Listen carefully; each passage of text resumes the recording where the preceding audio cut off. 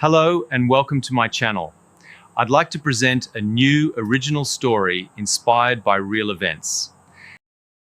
When I woke up and discovered that my wife had stolen $700,000 from the safe, I felt not anger, but a strange relief.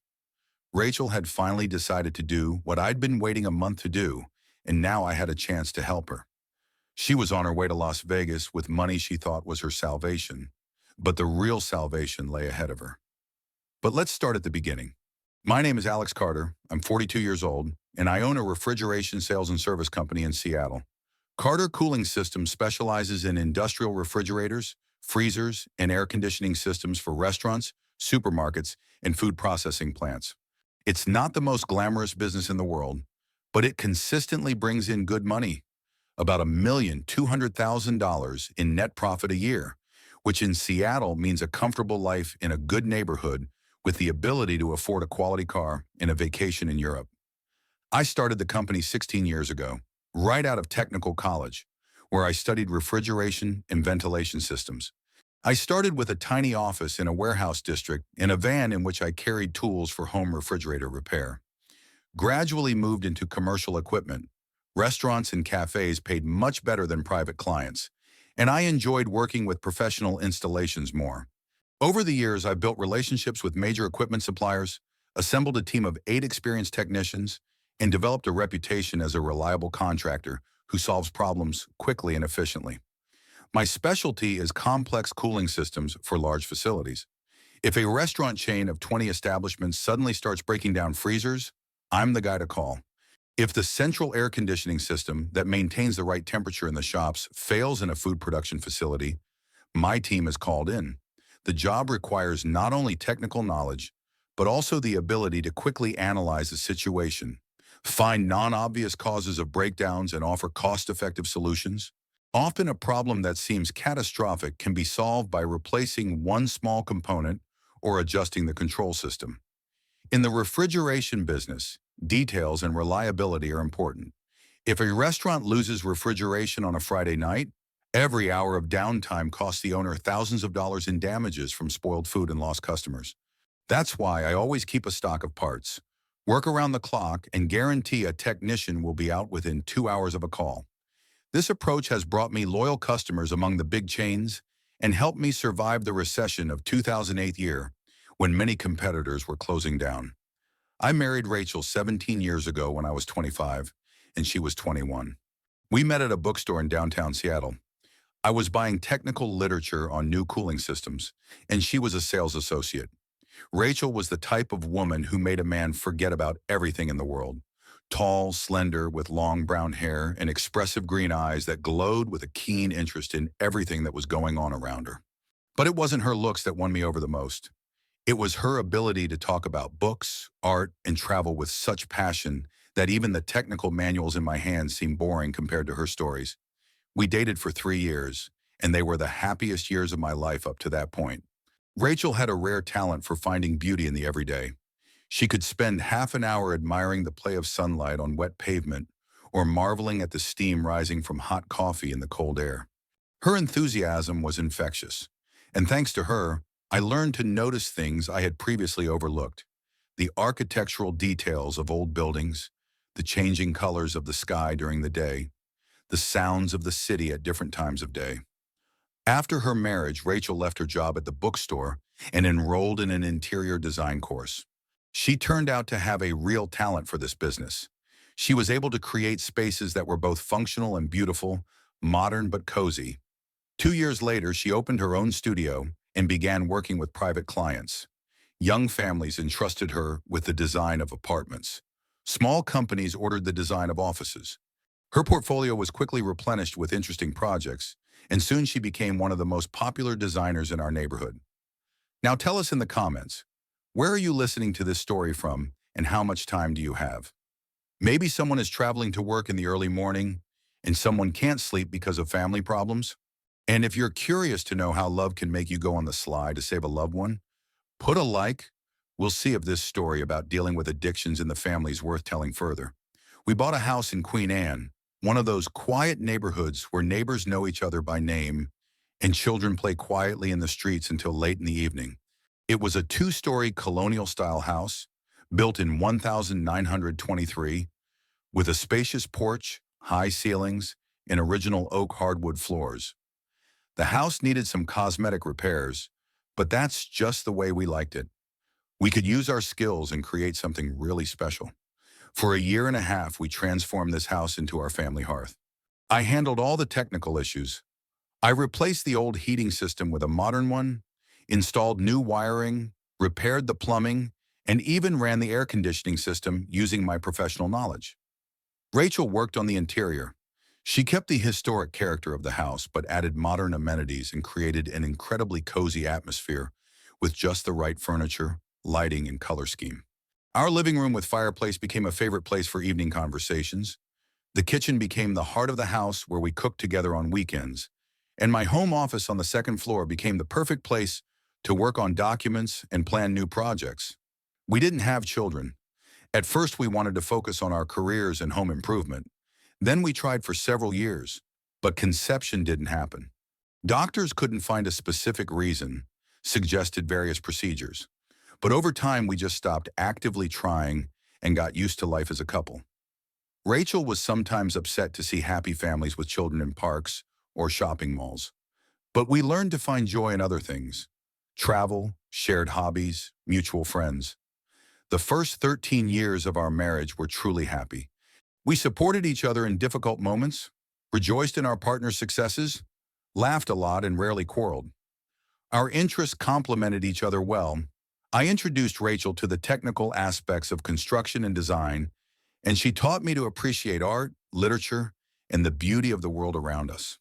We had a close-knit group of friends, had regular dinners at home, took weekend trips out of town together, and visited theaters and art exhibits. The change began about 4 years ago, but at first it was almost imperceptible. Rachel started staying home more often in the evenings, less often suggested going out together, spent more time on the computer. At first I thought she was just immersed in her work. She did have several big projects going at once, and I knew how she liked to perfect everything. But gradually I noticed that her interest in design was waning too. She became less enthusiastic about new commissions, stopped showing me sketches and asking for technical advice.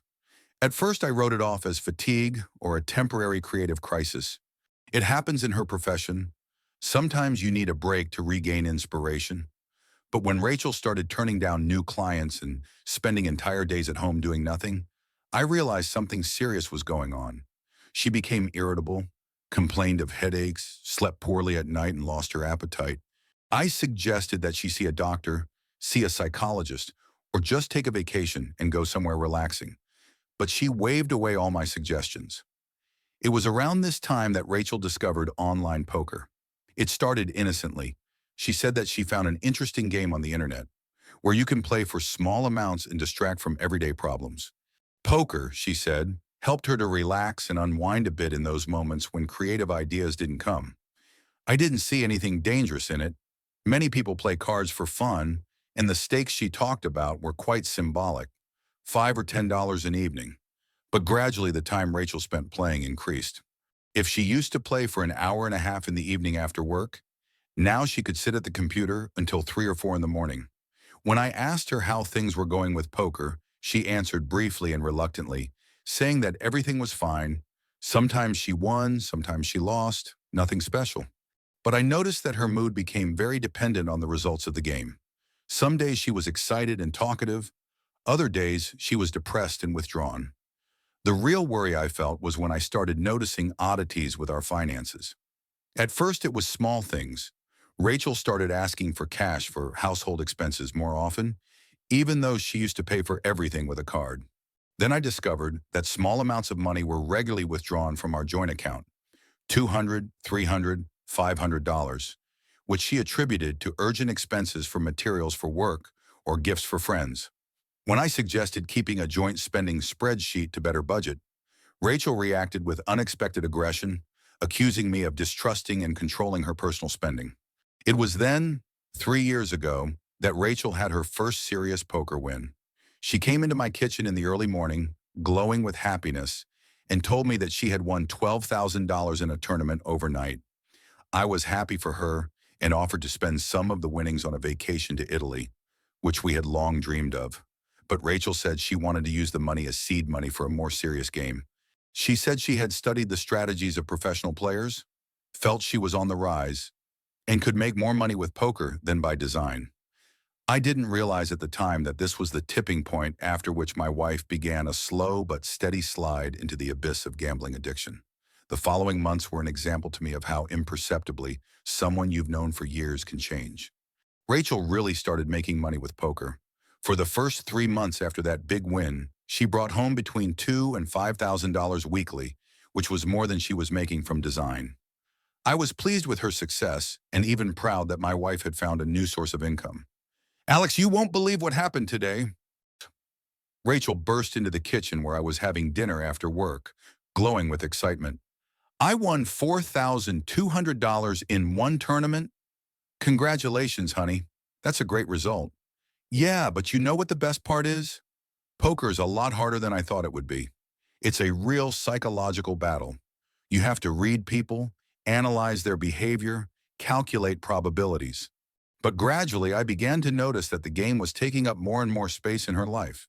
If Rachel used to play only in the evenings and on weekends, now she sat down at the computer right after breakfast and could spend the whole day playing with a few breaks for food. Rach, it's 9 in the morning and you're turning on the computer again.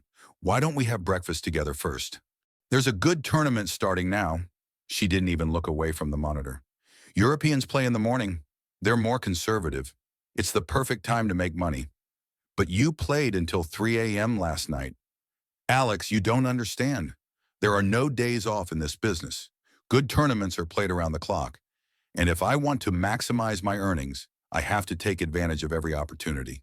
Rachel studied the game with the same fanaticism with which she used to study design. Our house was filled with special literature, books on math, psychology, strategies. She bought training videos of famous professionals, analyzed her games in special programs. Our conversations were more and more often reduced to one topic. At dinner, instead of discussing our affairs, Rachel would talk about complex game situations, show interesting combinations of cards, and explain the subtleties of strategy. At first, I was interested in listening to her analysis, but eventually these stories began to bore me with their monotony. How are things going with the order for the law firm?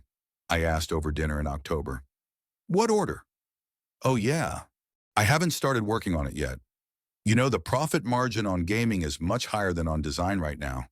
Why waste time on $2,000 projects when you can win 5 or 10 in one tournament? The first major loss happened in December. Rachel came back from the bedroom where she had played in a major Sunday tournament with her eyes red from crying. What happened? I got up from the couch where I was reading a book. I lost. She sank down beside me heavily. I almost made it to the finals, but I dropped out. Well, that's still a good result. How much prize money did you get? Rachel turned back to the window and was silent for a long time. I didn't get anything. The prize money started a little farther back. That's a shame. How much did it cost to participate? Sunuranum, $1,000, she answered almost in a whisper. I felt an unpleasant chill in my chest. Rach, $1,000 is a lot of money.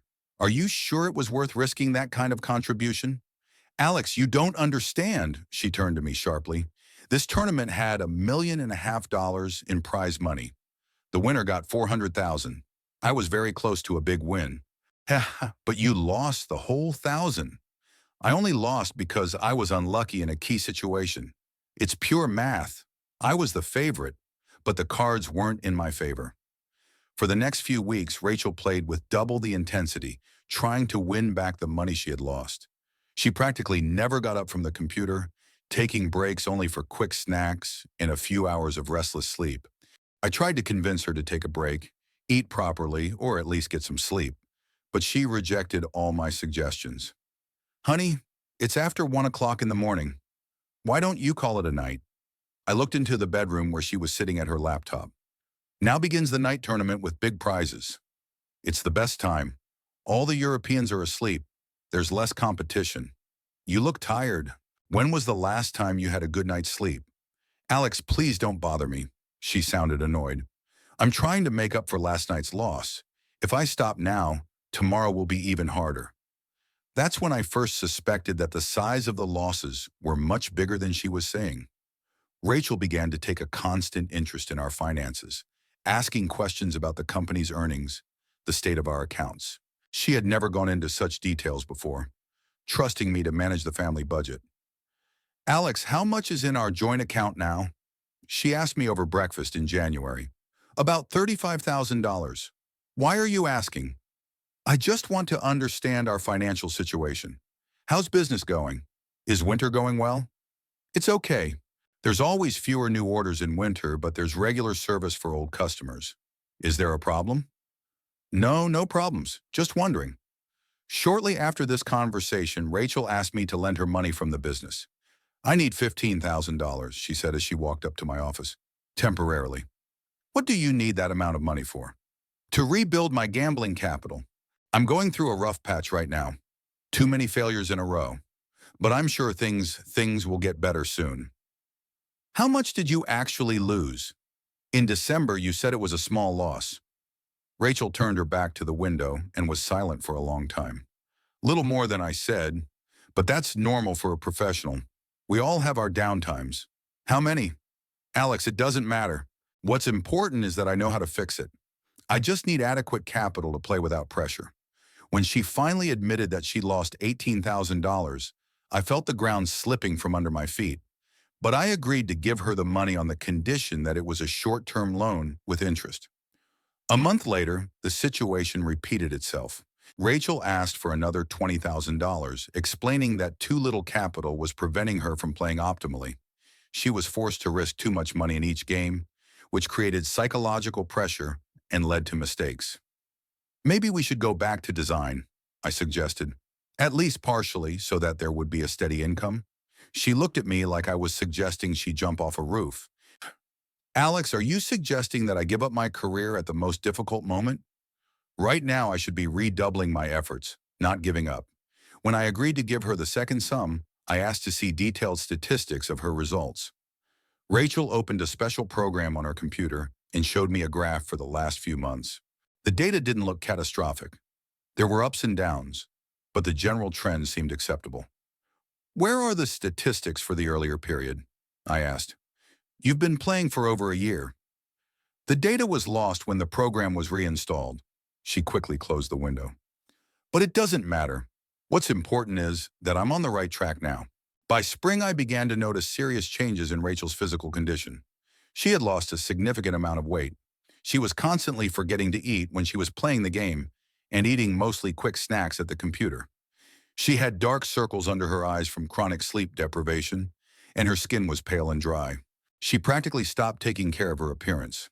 She wore the same homemade clothes for days at a time, rarely showered, didn't use makeup. Our relationship began to deteriorate as well. Rachel began to perceive any questions I asked about her game as an invasion of personal space. She no longer told me interesting stories or shared plans and strategies. When I tried to talk about other topics, she answered one-syllable answers or remained silent, immersed in analyzing the past games. We stopped spending time together. Rachel played when I worked and continued to play when I got home. Weekends, which we used to spend together, became the most intense time for playing. The weekends were when the biggest tournaments with the biggest prizes were held. I began to feel lonely in my own home. My wife was physically close by, but emotionally completely absent. Even when she wasn't playing, her thoughts were occupied with the game. She was watching tutorials, discussing strategies on forums, analyzing the pros' games. In April, there was an incident that finally convinced me of the seriousness of the problem. Rachel was participating in a large tournament that lasted all day. By evening, she had reached the final tables, where the biggest prizes were awarded. I came home from work and saw her in a state of extreme tension. She was sitting, clutching her mouse, eyes red with fatigue and concentration. The tournament ended at 2 in the morning. Rachel came in the fourth place and won the $8,000 prize. But instead of joy, she became hysterical, screaming that she should have won the whole tournament, that she lost because of bad luck and stupid opponents, that $8,000 doesn't solve anything. Rachel, calm down, I tried to hug her. Fourth place out of 500 competitors is a great result. You don't understand anything. She pushed me away. I was so close to winning. If it hadn't been for that damn card on the last hand. The next day, she confessed something that shocked me to my core. Rachel had invested all the money she had in the tournament, the $20,000 I had given her, her own savings, and a few thousand more on credit. The winnings covered only part of it. I gave in to my emotions, she cried. I know I broke all the rules of money management, but I was so sure of success. It was then that I first became seriously frightened and realized that my wife was no longer in control of her behavior. When I suggested she see a gambling addiction specialist, Rachel reacted vehemently. I am not an addict, she shouted. I'm just going through a temporary losing streak. You don't understand the specifics of the professional game, and you're trying to ruin my career. But I had already realized that the usual talk and persuasion will not help her, and that the problem is much more serious than I thought. After the April breakdown, I hoped that Rachel would finally realize the seriousness of the situation and agree to get help. For a few days, she really didn't play, slept a lot, even started eating normally. We talked about the possibility of seeing a psychologist, a temporary return to design, a trip somewhere to get a change of scenery, and think about the future. Maybe you're right, she said, sitting with me on the veranda and sipping coffee. Maybe I do get too involved. It's just so addictive, the adrenaline, the excitement, the feeling that you can control the outcome with your skill. Honey, there's nothing wrong with admitting when things go wrong. The key is to stop in time and find the right solution. You know, I miss design. I remember how I liked to work with color, to create comfort, to see the joy of clients when they first went into the finished interior. But this enlightenment didn't last long. A week later, Rachel sat down at the computer again, explaining that she wanted to just see what tournaments were going on. An hour later, she was already registering for a small tournament with a fee of $100 to play a little bit without pressure. By the end of May, it was clear that nothing had changed. Rachel again spent 12 to 14 hours a day playing, again talked only about cards and tournaments, again lost more than she won, but now she was more secretive. She didn't tell me about the size of her bets. She didn't complain about her losses. She didn't ask for money. The first alarm bell rang on a Saturday morning in mid-June. I thought it was someone from a client with an emergency call, but I heard a polite female voice. Good morning. This is the debt collection agency, Collect Services. May I speak to Rachel Carter, please? What's this about? My wife's still asleep. We have information that Ms. Carter is $7,800 in arrears. The last payment was due June 15th. I felt my heart skip a beat. I'm sorry, but there must be some mistake. My wife never took out a loan of that amount. Sir, the loan was made to Quick Cash Microfinance on May 25th. We have all the documentation with Ms. Carter's signature. When can she contact us? I wrote down the phone number and hung up, feeling the blood run cold in my veins. Rachel was asleep. She played until 4 in the morning and usually didn't wake up until noon. I decided to wait for her to get up and talk quietly. When Rachel finally came down to the kitchen at 2:30, I brewed some coffee and sat down across from her. Rach, some debt collection agency called this morning. They're talking about a loan of $7,800. Do you know what they're talking about? She froze with the cup in her hands, and I saw in her eyes the same panic I'd seen on the day of her first big loss. It's a temporary measure, she finally said. I needed to fund my account for a series of tournaments. You know I always pay my debts. Rachel, you took out a loan from some shady organization and didn't tell me about it? I didn't want to bother you. I was planning on getting a quick payback and closing the debt before the due date. Why didn't you ask me for the money? Because I knew you'd object. You think I spend too much on the game? I took a deep breath, trying to stay calm. Honey, the interest in these organizations is usually very high. How much do you have to pay? 3% a week. That's a normal rate for short-term loans. I did a quick calculation in my head. 3% a week meant over 150% interest, a usurious interest rate that could bankrupt us in a matter of months. Rachel, that's robbery. That kind of interest could bankrupt us. Alex, I told you it's a temporary measure. I've almost paid off all my debt. There's not much left. But a week later, I got a second call, then a third. They called from different agencies, saying different amounts. 4,000, 6,500, 3,200. Gradually, it turned out that Rachel had taken out loans in several microfinance organizations, even using my documents as a co-borrower. How could you sign a contract on my behalf? I asked after a particularly unpleasant conversation with a debt collector who threatened to seize property. When there was a co-borrower needed to get a bigger sum, Rachel cried with her hands over her face. I thought I'd pay it all back quickly and you wouldn't even know. How much did you owe to those organizations? $23,000. But that doesn't include the interest that accrues every week. $23,000 plus usurious interest. I realized that if we didn't take immediate action, the debt would snowball and could swallow up all of our savings. Rachel, we need to close all of these loans immediately before the interest eats us up completely. I know, she sobbed. That's exactly what I'm doing. I just need a little time to get even. Payback? Honey, you can see the game is only making things worse. Every time you try to make a quick buck, you lose more. That's not true. I won $5,000 in a tournament last week. I just don't have any luck with big money. But the calls kept coming. The debt collectors became more and more persistent, started threatening home visits, property seizure, lawsuits. I realized that I had to intervene before the situation got out of control completely. I decided to take a loan from the bank against the security of our house to close all the microloans. The amount was a hefty $38,000, including accrued interest. When I told Rachel about it, she was as happy as if I had given her $1 million. Thank you, Alex. I knew you wouldn't leave me. Now I can play in peace without the pressure of creditors. Rachel, you don't get it. We're not closing these loans to keep you playing. We're closing these loans to stop your debts from mounting. You need to stop gambling and get treatment. What treatment? I'm not sick. I'm just going through a rough patch. All professional players have these problems. Honey, healthy people don't borrow money at 150% interest to gamble. It's a sign of serious addiction. You don't know anything about this field. Rachel raised her voice. For a professional, it's not the interest on loans that matters, but the speed of getting the money. If you miss out on a profitable series of tournaments because of lack of capital, you lose a lot more. For a few days after the microloans closed, Rachel did play more calmly. But soon I noticed new warning signs. Letters started arriving from banks offering credit cards she had ordered online. Private lenders' brochures and pawnshop flyers appeared in the mailbox. Rachel, why do you need all these credit card offers? Just researching the market. I want to know what opportunities there are to raise additional capital. Additional capital? But we just closed all your debts.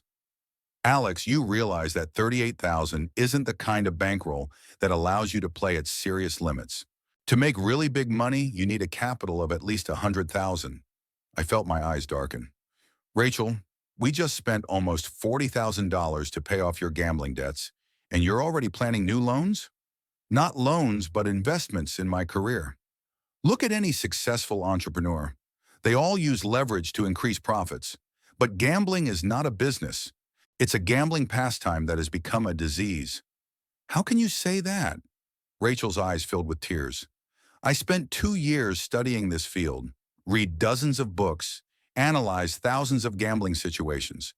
This is my professional skill, my calling. Your calling is interior design. You are really talented in this. You can do it for years without the risk of going bankrupt. Design is the past. There's too little money, too much routine. And in the game, every day brings something new. Every situation is unique. In July, there was an incident that finally convinced me that Rachel had lost touch with reality. I came home from work and didn't find her at home. On the table was a note. Gone to my mom's for a few days, need to think about our future. Rachel's mother lived in Portland, a 3-hour drive from us. I called her to see how her daughter was doing. Rachel who? My mother-in-law was surprised. She hadn't come to see me. What happened? My heart sank. Rachel had lied to me and gone somewhere unknown. I tried her cell phone, but it was disconnected. It wasn't until later that night that she called. Alex, I'm in Las Vegas, she said excitedly. The biggest poker festival of the year is here. I had to come. It's the chance of a lifetime. In Las Vegas? But you said you were going to your mom's. I didn't want to upset you. I knew you'd be against it. But you know, It's home to the best players in the world, millions of dollars in prize money. What money did you use to go there? You don't have any money to spare? Long pause. I sold my car, she finally admitted. I got $12,000 for it, and I thought it was a sign of fate. I sat back in my chair, feeling my legs wobbling. Rachel had sold her car, a gift for our 10th wedding anniversary, to go gambling in Las Vegas. Honey, do you realize what you're doing? You're spending your last dime on gambling, lying to me, making decisions without consulting me. Alex, you don't understand the magnitude of what's going on.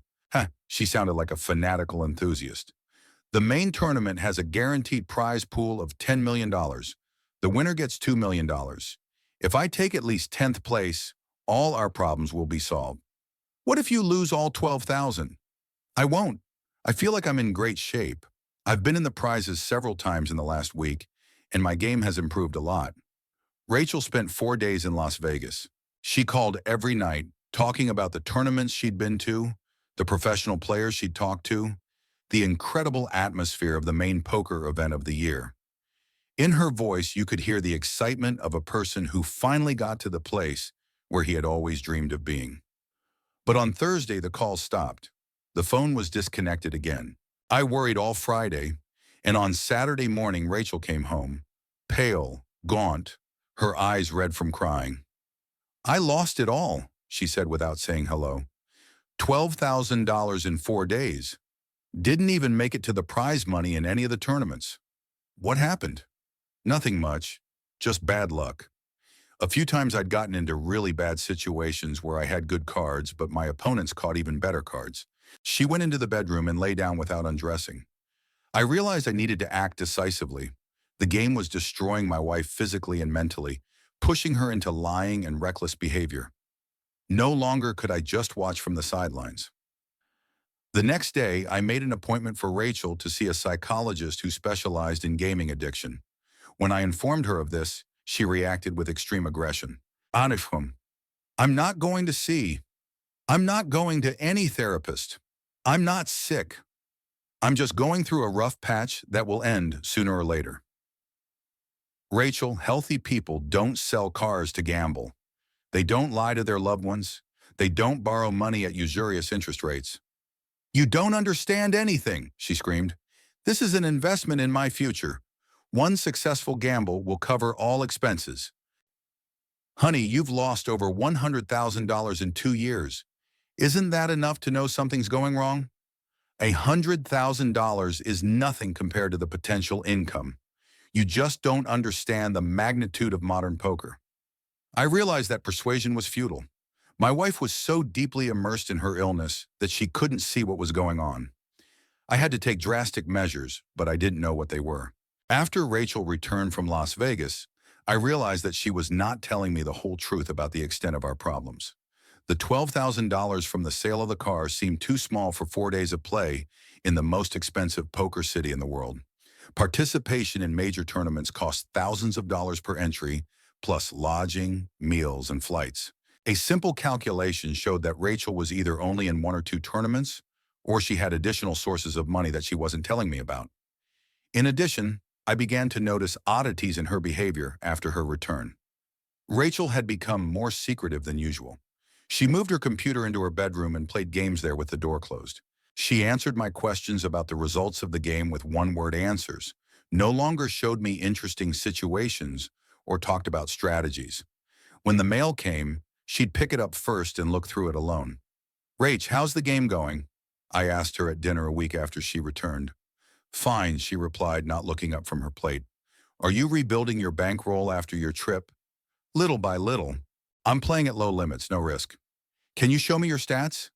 It's interesting to see your progress. I'll show you later. Right now, I just want to eat in peace. But later never came. Every time I asked to see the results or explain the current situation, Rachel found reasons to postpone the conversation. Gradually, I got the feeling that she was hiding something serious from me. The decisive moment came at the end of July. I came home earlier than usual. A client had canceled an appointment and heard Rachel talking excitedly on the phone in the bedroom. The door was ajar, and I couldn't help but overhear a snippet of the conversation. I realize I'm 3 weeks overdue, but I'll have the money by the end of the month. No, I can't even pay the minimum amount right now. Yes, I understand the consequences. I froze on the stairs. What money were we talking about? What delinquency? I mean, we just recently closed all our loans with a home equity loan. I'm asking for another week's grace period. Okay, I understand your position. The conversation ended, and I heard Rachel throw the phone down violently. Then there were muffled sobs. I waited a few minutes, then slammed the front door loudly, mimicking my return from work. Hi, honey, I shouted from downstairs. How are you? I'm fine, came a muffled voice from the bedroom. I'll be right down. When Rachel came into the kitchen, I could tell she'd been crying. Her eyes were red, her makeup smeared. What's wrong? I went over and gave her a hug. It was nothing. Just tired, didn't get enough sleep. Rach, you were crying. Tell me what's going on. Alex, please don't start with the interrogation. I'm having a hard enough day as it is. I realized direct questions weren't going to get me the truth. Rachel had learned to lie so easily that even she seemed to believe her own version of events sometimes. I needed objective information about what was really going on with our finances. The next day I contacted a private investigator. The recommendation had been given to me by an attorney with whom my company worked periodically on contract issues. The detective's name was Robert Miller, and he was a man in his 50s with extensive police experience and a specialty in financial investigations. Mr. Carter, I understand how difficult it is to make the decision to test your own wife, he said in his office after hearing my story. But in cases of gambling addiction, relatives are often the last to recognize the real extent of the problem. I need to know the truth, when I replied. How much she really owes, what liabilities she's hiding, if there are any other financial secrets. I will do a full check of all available databases, credit bureaus, collateral registries, microfinance organizations, private loans. I will also check activity in social networks, player forums, possible contacts with illegal lenders. How long will it take? 2 to 3 weeks for a complete picture. I'll probably ask you for more information. Documents, passwords to accounts you might know. All right, cell phone rings. Do what you can. Waiting for the results of the investigation was agonizing. Every day I came home, I watched Rachel, trying to figure out what was going on in her hidden life. She continued to play, but became even more withdrawn. Sometimes I could hear her talking quietly on the phone, but as soon as I got closer, the conversation stopped. Alex, do we have any valuables we can sell quickly? She asked me at breakfast one day. What valuables? Why? Just curious. Well, for example, your collection of antique instruments or our wedding rings. How much could they be worth? The question sounded so sudden and strange that I didn't even know how to answer it right away. Rachel, do you want to sell our wedding rings? No, of course not. She waved it away hastily. Just curiosity. I read an article about how people appraise their possessions for insurance. But in her eyes, I saw the same feverish focus that appeared when she was planning new game strategies. 3 weeks later, the detective invited me into his office to discuss the results. What he told me exceeded my worst fears. Mr. Carter, I'm afraid the situation is much more serious than you thought, Robert Miller began, laying out a stack of documents in front of me.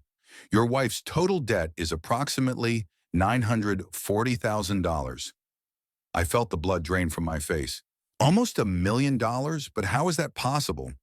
She used multiple sources of financing. In addition to the microloans you knew about, there are loans from 7 different banks, loans through peer-to-peer platforms, private debts to gamblers and bookmakers. Some loans are in your name with a forged signature. The detective showed me printouts of the documents. My signature on the loan agreements looked plausible enough, but I knew for a fact that I had never signed them. In addition, Miller continued, she had mortgaged your house to 2 different organizations.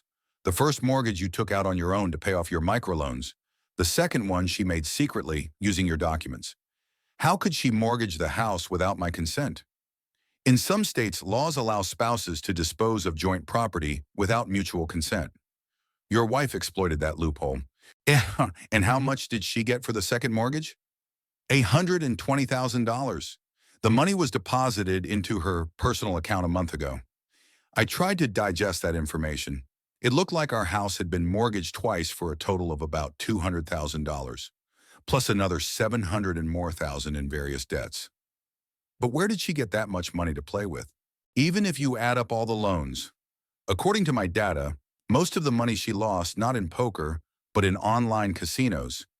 The detective showed me printouts of bank transactions. You see these transactions?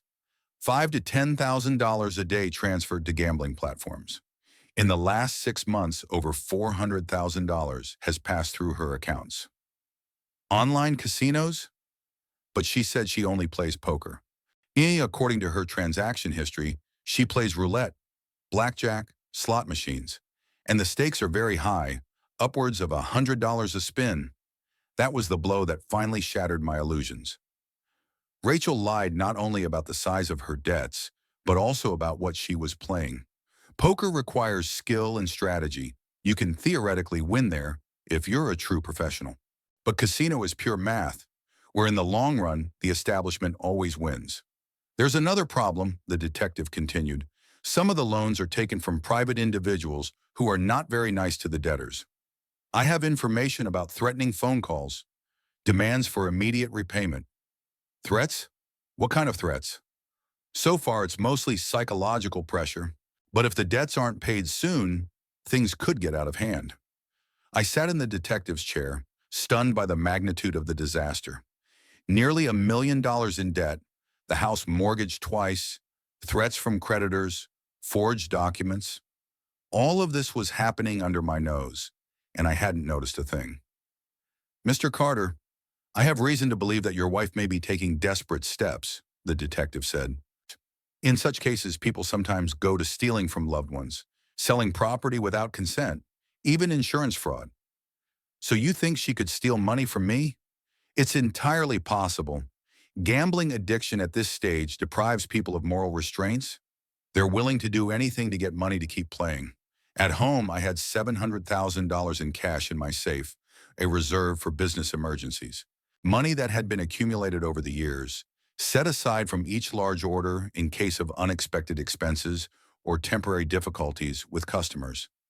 Rachel knew the safe existed, but didn't know the code and had never taken an interest in its contents. But now that she needed money to pay off debts or keep playing, this safe could be a very tempting target. What would you advise me to do? I asked the detective. Shibushon, we need to act quickly and decisively. Contact a lawyer about fraudulent loans made in your name, contact a gambling addiction specialist, and secure your assets against your wife's actions. What if she does try to steal money from the safe? Then you'll have grounds for involuntary treatment. In some states, stealing from a spouse can be grounds for involuntary hospitalization in a mental health facility for addiction treatment. I thought about the detective's words for a long time. Part of me wanted to immediately take all the money out of the safe, move it to the bank, change all the passwords and codes. But the other part, the part that still loved Rachel and wanted to help her, suggested a different solution. If my wife did try to steal the money, that would be the tipping point that would force her to face the reality of her illness. But instead of just catching her stealing and punishing her, I could use this situation to save her. For the next few days, I spent the next few days devising a plan. Not a plan for revenge or punishment, but a plan to save the person I loved more than life, but who was drowning in sickness. I found the best gambling addiction clinic in the country, contacted leading experts, researched therapies and rehabilitation methods. I learned that successful treatment is possible, but only if the patient himself realizes the need for help. Then I prepared documents, information about the clinic, treatment programs, stories of successful recovery of other patients. I wrote a letter to Rachel explaining that I knew about her problems, that I did not judge her, but that I wanted to help her, that I loved her and was willing to go through treatment with her. Finally, I decided to leave the money in the safe as bait. If Rachel did decide to steal it, I would keep an eye on her, and at the appropriate moment, I would switch her bag for an identical one. But with her debt paperwork, information about the clinic, and my letter offering help instead of money, I hoped that the shock of discovering that I knew the whole truth would make her stop and agree to treatment. It was a risk, but I saw no other way to get through to her. I prepared a duplicate of her favorite travel bag, put all the documents and the letter in it, and set up a GPS tracker in her car to monitor her route. All I could do was wait for the moment when desperation would force Rachel to take the final step. In mid-August, a major client requested an emergency trip to Portland to inspect the refrigeration system of a new restaurant. The Portland Bistro restaurant was planning an expansion, and they needed to install industrial refrigeration equipment at a total cost of $120,000. Honey, I'm going to Portland tomorrow morning, I said over dinner on Sunday. I'll be back late Tuesday night. It's a big order. I need to do everything quickly and efficiently. Okay. Rachel looked up from the phone, and I saw a subtle flash of interest in her eyes. Have a good trip. Are you going to be okay on your own? Maybe you could call Sarah or Jenny, spend the evening together? Alex, I'm not a child. I'll manage somehow. But there was something strange in her tone, a note of excitement she was trying to hide, like my trip was exactly what she'd been waiting for. Early Monday morning, I loaded the tools, parts, and installation equipment into the van. I'd stashed Rachel's duplicate bag with her debt paperwork and my letter in the trunk of my personal car ahead of time, just in case my suspicions were correct. The GPS tracker in her car worked properly, showing that the car was parked in the yard of our house. The job in Portland turned out to be more complicated than expected. The restaurant owner wanted to install a cooling system in the basement where the wine cellar used to be. We had to run new utilities, reinforce electrical wiring, and solve ventilation problems. By Monday evening, my assistant and I had installed only half of the equipment. Tomorrow we'll start early at 7 a.m., I told Mike, my technician. We need to finish all the work before lunch so we can test the system and get home. On Tuesday, we did indeed work from 7 in the morning until 4 in the afternoon. The installation was a success, the air conditioning system worked smoothly, and the customer was satisfied. But the drive home took longer than planned. There was an accident on the highway, and traffic was slowed down for almost 2 hours. I got home at 11:30 in the evening, dead tired after 2 days of intensive work. Rachel was sitting in the living room with her laptop, and when I walked in, she quickly closed the screen.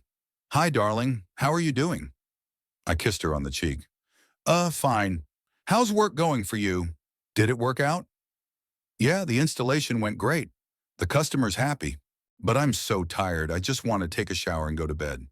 Sure, rest. I'll work a little longer, then I'll go to bed too. I took a hot shower, brushed my teeth, and fell into bed without even pulling the curtains. I was so tired that I fell asleep almost instantly, not waiting for Rachel to come into the bedroom.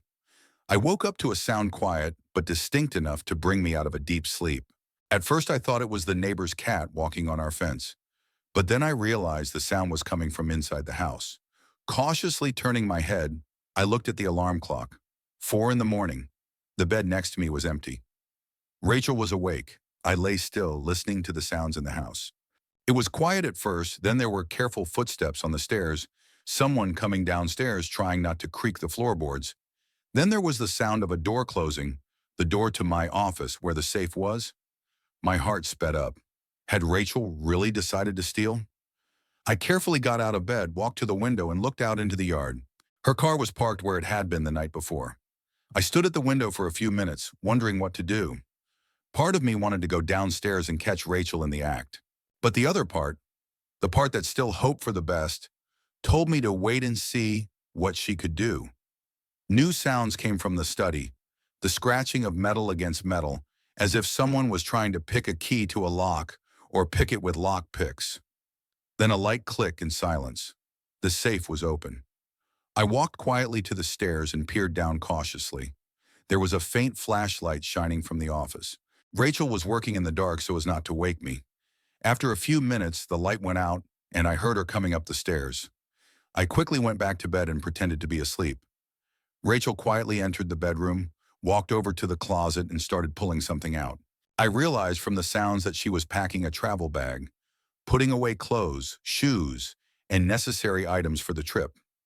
The packing process took about half an hour. Rachel acted very carefully, trying not to make too much noise. I could hear her changing clothes, opening and closing the drawers of her dresser, zipping up her bag. Finally, she picked up the bag and headed for the bedroom exit. At the door, she stopped and turned around. I could feel her eyes on my face, but I continued to breathe evenly, pretending to be in a deep sleep. I'm sorry, Alex, she whispered so softly I could barely hear her. I'll try to make it up to you. Then she walked out, and I heard her footsteps on the stairs. A few minutes later, the front door slammed, the car engine started. I went to the window and saw Rachel's car pull out of the yard and head toward the main road. At first, I felt strangely relieved. My worst suspicions had been confirmed. My wife had indeed stolen the money from the safe, but that meant I now had a chance to help her. I quickly got dressed, grabbed my car keys, and went down to the office. The safe was standing open, all $700,000 gone.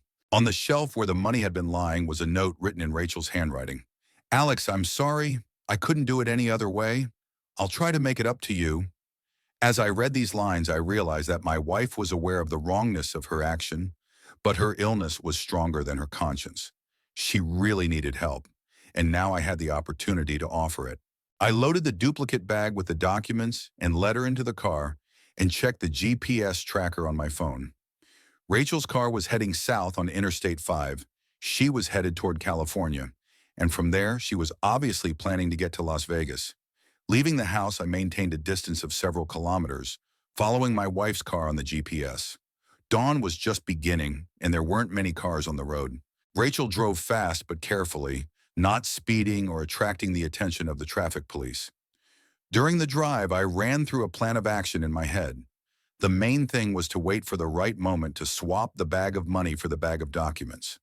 It had to happen in such a way that Rachel wouldn't suspect the deception until she stopped to check the money. After about an hour and a half of driving, Rachel stopped at a large gas station next to the highway. It was one of those roadside stations that has a cafe, convenience store, and restrooms in addition to fuel. The perfect place for what I was planning to do.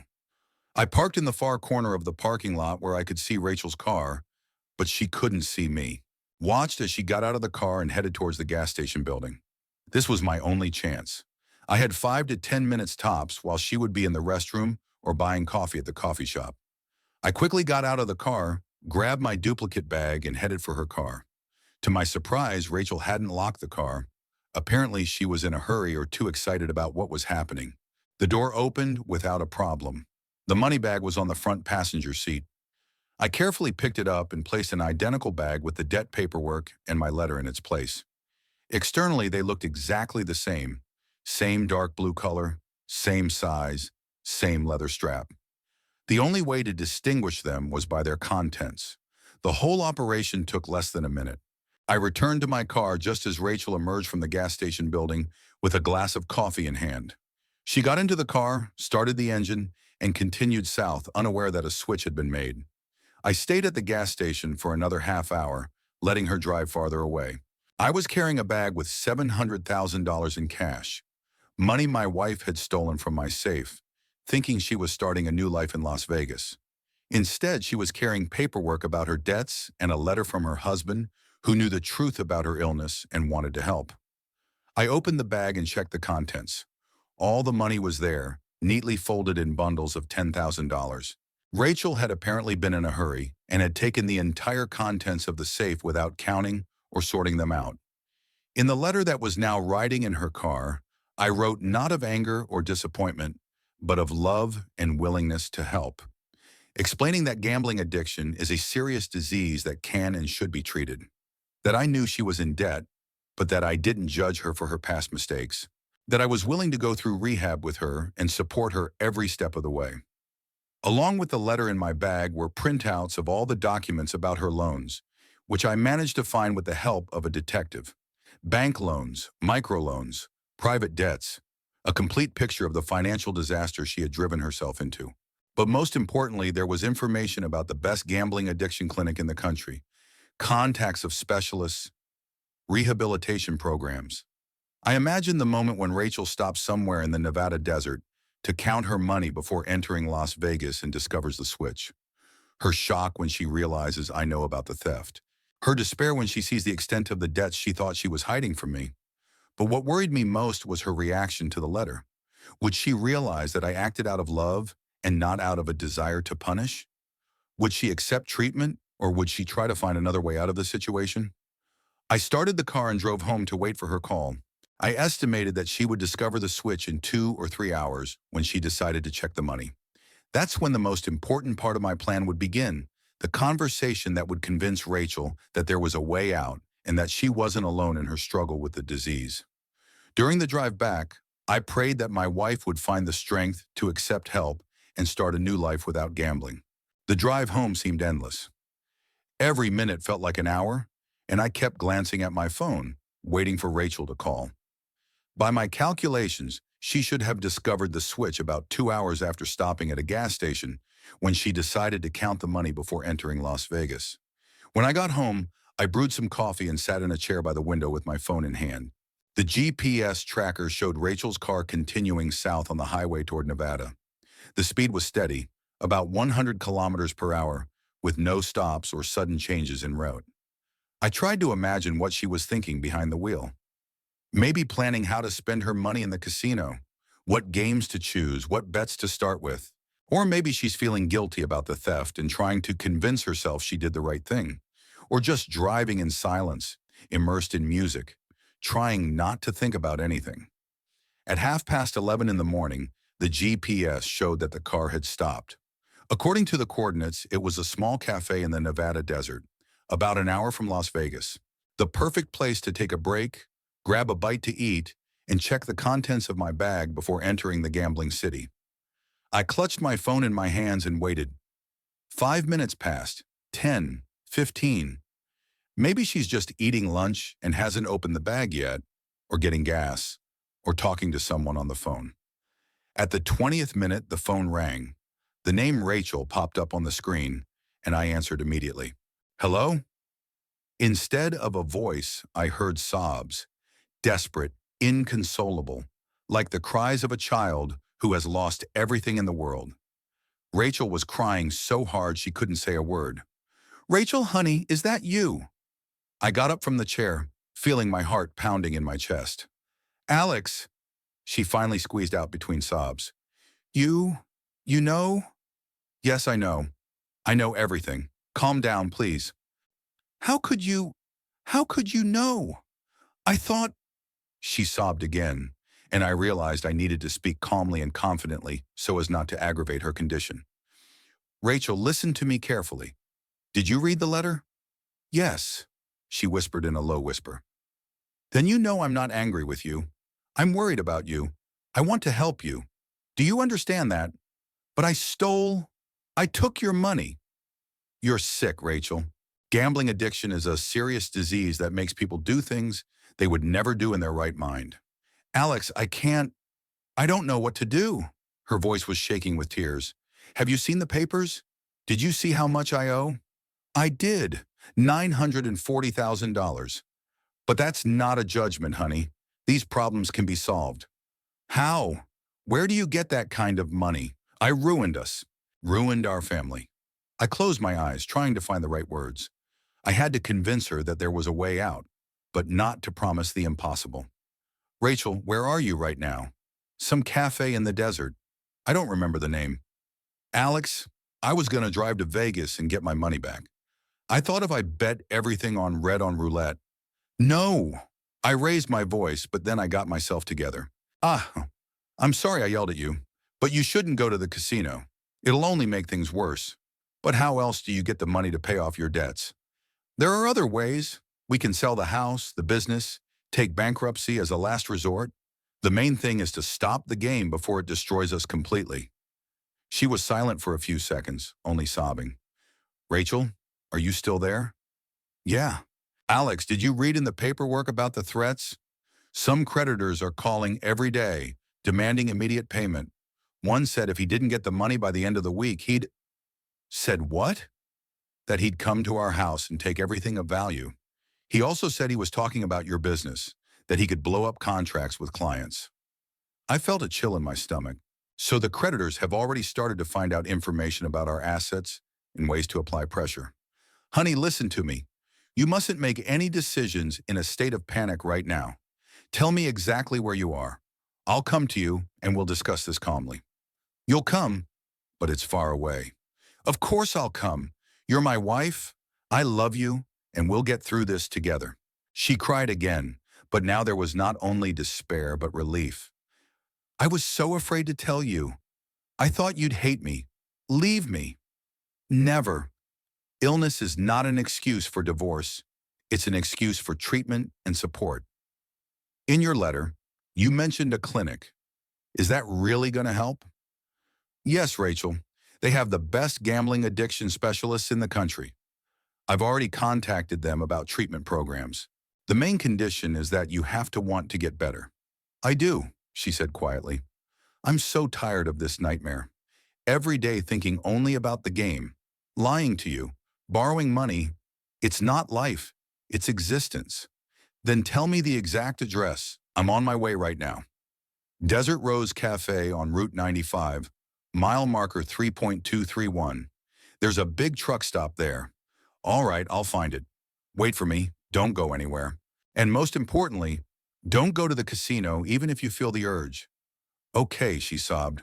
Alex, what if the creditors don't agree to wait? What if they really come home or hurt your business? Then we'll go to a lawyer, the police, find legal ways to protect ourselves. But that's not what you're thinking about right now. The important thing is you've decided to stop and get treatment. Yeah, Alex, I love you.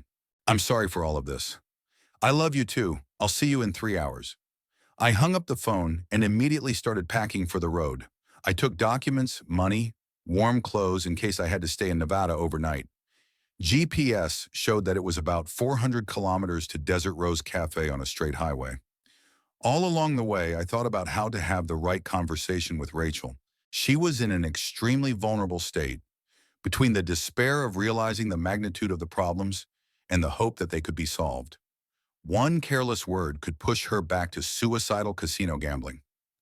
The Desert Rose Cafe turned out to be a typical roadside establishment in the middle of the desert, a long one-story building with a neon sign, a large parking lot for trucks and cars, a few gas stations.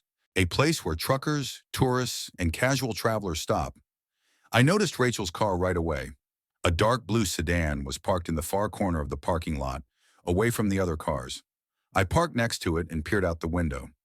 Rachel was sitting in the driver's seat with her arms wrapped around her knees, crying quietly.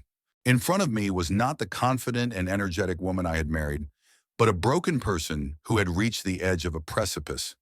I knocked on the glass and she raised her head.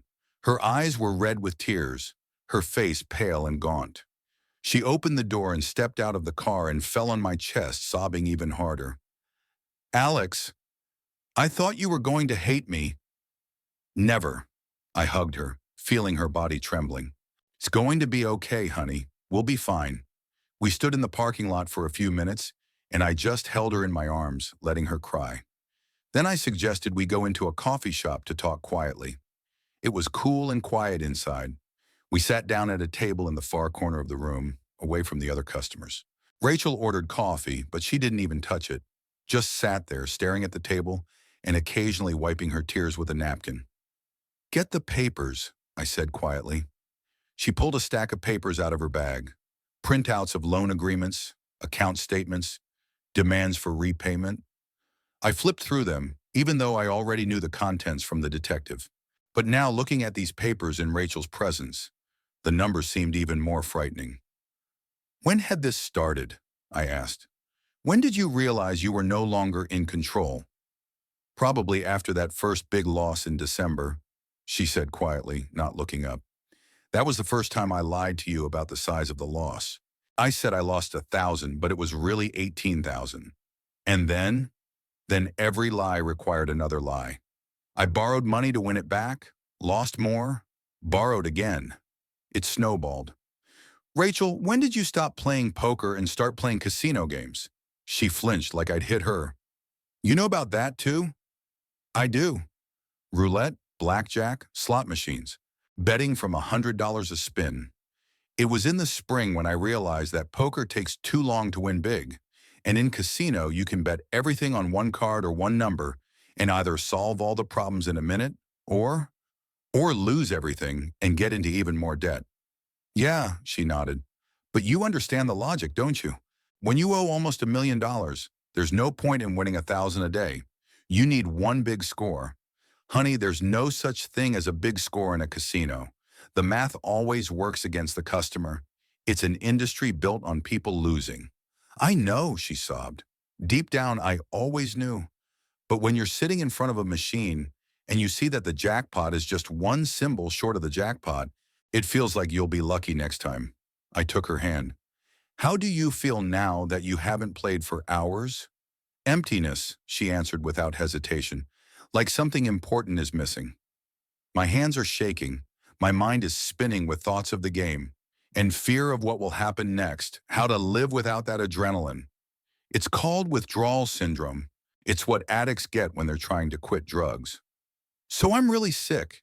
It's not just a lack of willpower or character. It's a disease, Rachel. It's a serious psychological addiction that changes the way your brain works.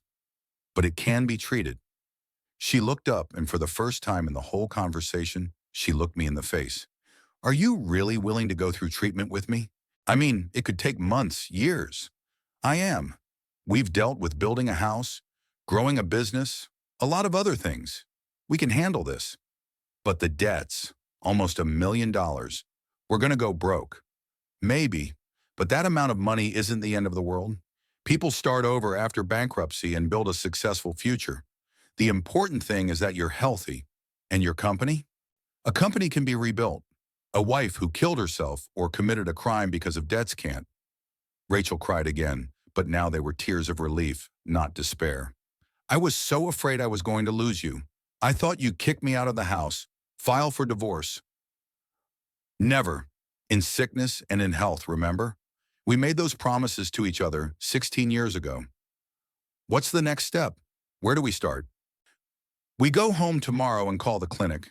We make an appointment for a consultation, choose a treatment program.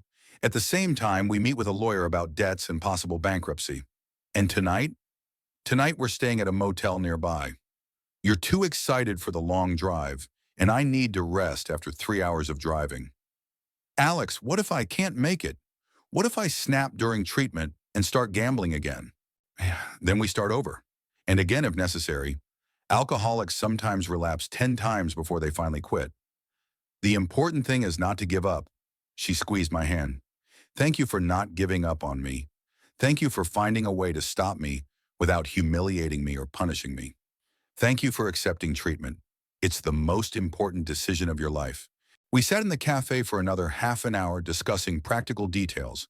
How to get to the clinic, what to say to the creditors, how to organize the treatment. Then we found a small motel nearby and got a room for the night. Rachel fell asleep quickly. Apparently, the nervous tension of the last few months and the emotional turmoil of the day had done their job. And I lay awake for a long time, planning our further actions and praying that tomorrow my wife would not change her mind and return to thoughts about the game. Months of hard work lay ahead of us, treating the addiction, solving financial problems, rebuilding trust. But the major hurdle had been overcome. Rachel recognized her illness and agreed to get treatment. In the morning, we woke up early. Rachel slept restlessly, woke up several times in the middle of the night, and I could see her fighting the urge to get up and go play the slot machines that were probably in the motel lobby. But she held back, and that was the first small victory on the long road to recovery. How are you feeling? I asked when she was finally awake. Strange, she rubbed her temples. My head hurts, my hands are shaking, and I want to do something, but I don't know what. It's like there's an empty space inside that used to be filled by the game. It's normal for the first few days without addiction. The clinic will explain how to deal with these conditions. We had breakfast at a roadside cafe and headed home. The drive took over 4 hours, and the whole way I watched Rachel. She sat quietly, sometimes reading debt papers, sometimes just staring out the window at the scenery passing by. Every now and then, she'd pull out her phone, but then put it away without turning it on. Did you want to go to a gaming site? I asked during one such pause. Yes, she admitted honestly. Just out of habit. I used to check every 15 minutes what tournaments are starting, what promotions casinos hold. And now what do you feel when you put your phone away? Anxiety, like I'm missing something really important.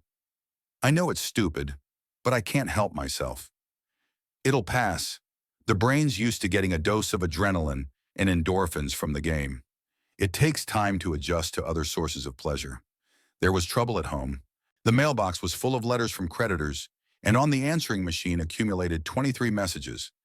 Threats, demands for immediate payment, notices of the beginning of debt collection proceedings through the court.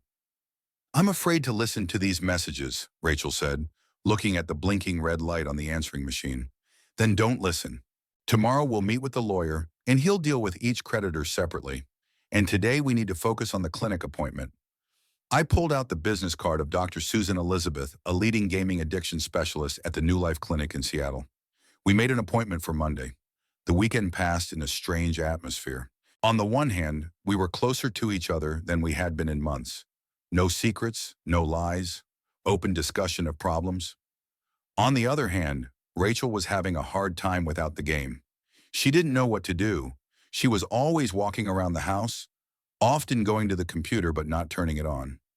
"Alex, can I watch a movie?" she asked me Sunday night. "Sure, why do you ask?" "I'm afraid that if I turn on the computer or TV, I'll accidentally go to a gaming site. It's like my hands know what to do." We watched an old comedy we loved in the early years of marriage. Rachel laughed, but I could see she was having a hard time laughing. Part of her mind was still occupied with thoughts of gaming. Monday morning, we arrived at the New Life Clinic. It was a modern building in the medical district of the city, designed more like a spa than a hospital. Dr. Susan Elizabeth turned out to be a woman in her 50s with kind eyes and a calm voice. "Rachel, tell me about your game," she began after introductions. "When did you realize you were out of control?" "Probably when I started lying to my husband about the size of the losses," Rachel said quietly, looking down at the floor. "Little lies at first, then bigger and bigger." "How did you feel when you were playing?" "Excitement, adrenaline, the feeling that something great was about to happen. When I won, it felt like I was the smartest person in the world. When I lost, I was just a loser with no luck." "Shh.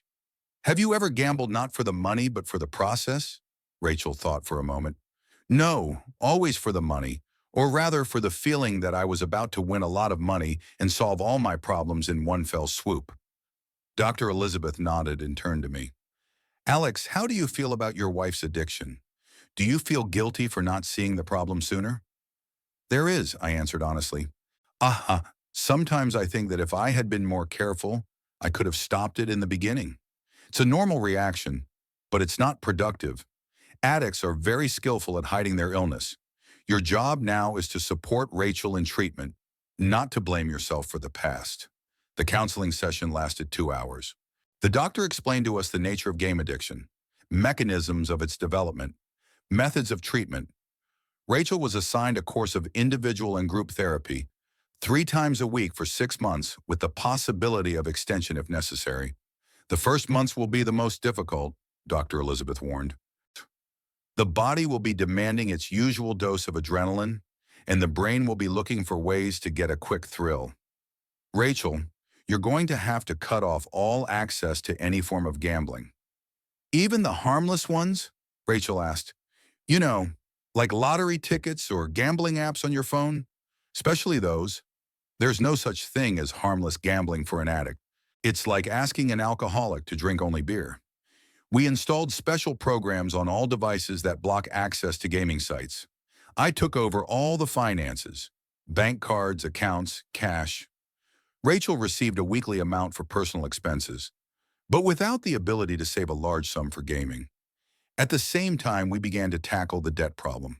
Lawyer David Harrison, who was recommended by my business partner, reviewed all the documents and gave a disappointing prognosis. "Alex, bankruptcy is inevitable at this scale of debt," he said at the meeting. "The only question is what procedure to follow. What does it mean practically? You'll have to liquidate all your assets to pay off your debts, your house, business, cars, valuables. Some of the debts will be written off, but your credit history will be ruined for several years. What are the alternatives? You can try to negotiate with creditors about restructuring, but with such amounts, it is unlikely. Most people will want the money immediately." The bankruptcy proceedings took 4 months. It was humiliating and painful to sell the house we had invested so much love and effort in, to close the company I had spent 16 years building.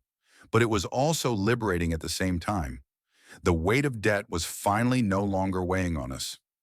Rachel took the bankruptcy harder than I did. She blamed herself for ruining our lives, saying several times that I deserved a better fate. Honey, we built this life together and we'll build a new one together, I told her. The main thing is that you are recovering and everything else can be restored. Therapy at the clinic was going well. In group sessions, Rachel talked to other addicts, a man who had lost his house in poker, a woman who had spent her parents' inheritance on slot machines, a young couple who had gotten into debt because of sports betting. Realizing she wasn't alone with such a problem helped with guilt and shame. You know what the weirdest thing is? She said after one of the sessions. I used to think that acting made me special, made me stand out from the crowd. And it turns out that millions of people have the same feelings, the same addiction. Is that a good thing or a bad thing? It's good. It means that there are proven treatments, that people recover and return to a normal life. After 6 months of therapy, Rachel spent an entire week without thinking about gaming for the first time in many months. It was a major milestone. First a day without thinking about the game, then 2 days, then a week. What changed? I asked. I started to notice normal life again, she replied. The taste of food, the beauty of a sunset, interesting books. Before it all seemed gray and boring compared to the bright emotions of the game. My financial situation started to improve too. After the bankruptcy, I got a job as an engineer at a large refrigeration equipment company, and a year later I started a new company, this time in partnership with 2 former employees. Rachel gradually returned to interior design, starting with small projects for people she knew. A year after that day in the Nevada desert, we were sitting in a coffee shop near the clinic, waiting for group therapy for families of addicts to begin. But this time Rachel was not a patient, but a helper. She was volunteering to help new patients adjust to treatment. Serving Durinin. Alex, remember how I said that play gives you a sense of meaning? She said, sipping her coffee. I do. You said that ordinary life seemed boring after the adrenaline of a game. Well, it turns out there are things that give even more meaning. When you see a person spend a day without thinking about the game for the first time in months, when a family stops being destroyed by debt, it gives a fulfillment that the game has never given. That day, we had a young couple come in for a session, Kevin and Lisa. Kevin was addicted to betting on sports, lost $100,000 in 2 years. The family was on the verge of divorce.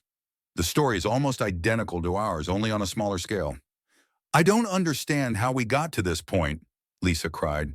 Kevin was so responsible, so reliable, and now I can't even trust him with a grocery card. We've been through the same thing, Rachel said, and I understand how you both feel. Kevin, you feel shame and despair, like you've irreparably damaged your family's life. Lisa, you're angry, frustrated, and afraid you'll never be able to trust your husband again. Both nodded, surprised at the accuracy of the description. But the most important thing I want to tell you is this. It's treatable. It's not quick, it's not easy, but it's treatable. The key is to recognize the problem and accept help. We spent 2 hours with them, telling our story, explaining how the recovery process went, what mistakes we made, what helped us cope with crises. Do you never think about the game again? Kevin asked. I do, Rachel answered honestly. Sometimes when I pass a casino or see a poker commercial on TV, I want to go in and play for a second. But now I know what it is, and I can handle it. How do you handle it? I have a list of 10 things to do when the urge to play arises. Call Alex, go for a walk, read a chapter of a book, exercise. By the time I get to number 5, the urge is usually gone. And if it doesn't, shiroing. Then I go to a clinic or call my therapist. In a year and a half, this happened 3 times, and each time the help of specialists helped me not to go off the deep end. When the session was over, Kevin and Lisa came over to us. Thank you, Lisa said. For the first time in many months, I had hope that we would make it. You will, Rachel said. Just remember, this is a marathon, not a sprint. There will be good days and bad days, setbacks and victories. The important thing is not to give up. On the way home, I thought about how our lives have changed over the year. We lost our house, business, savings, but we gained something more valuable. Honesty with each other, ability to cope with crises, understanding of what is really important in life. Alex, do you regret what happened? Rachel asked when we stopped at a red light. About your illness, of course I regret it, but the way we handled it. No, I don't. We got closer to each other, learned to be honest, found a way to help other people. I don't regret it either. Sometimes I think that if that nightmare of debt and stealing money hadn't happened, I would have continued to play, to lie, to tear our family apart piece by piece. And now? Now every day without gambling is a small victory. Every family we help at the clinic is a reason to be proud of ourselves. Every night that we just sit at home and talk without hiding secrets is happiness. In the evening, we sat in the kitchen of our small rented apartment, planning the next week. Rachel was working on a nursery project for young parents. I was preparing for negotiations with a potential client of a new company. The ordinary life of an ordinary family, but for us it was a true miracle after all we had been through. You know what I love most about our new life? Rachel said, putting the sketches aside. What? That it's real. No phoniness. No secrets. No trying to get rich quick. It's just you and me building a future, day by day, honest labor. And you're not bored without the adrenaline of the game? No. Turns out you can get adrenaline from other things.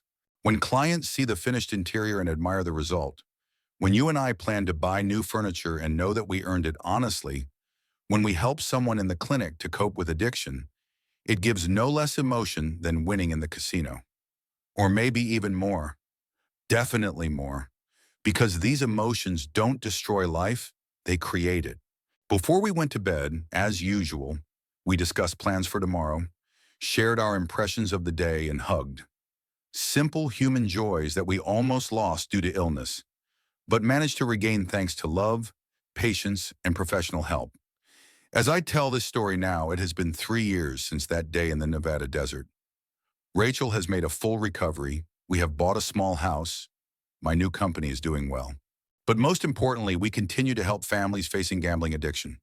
Over 40 families have come through our support group since then, and most of them have successfully overcome the problem. And now I am very interested to know your opinion. Have you or your relatives faced any addictions? Gambling, alcohol, drugs, shopping, social media, any form of behavior that begins to control a person's life? How have you dealt with these problems? Did you seek professional help or try to solve them on your own? Maybe some of you work with addicted people or know effective methods of supporting loved ones in such a situation. Share your stories in the comments. Your experience may help those who are going through similar difficulties. And remember, addiction is a disease, not a moral defect, and it can be successfully treated with the right approach. No one should be ashamed to ask for help, and no one should be judged for being sick.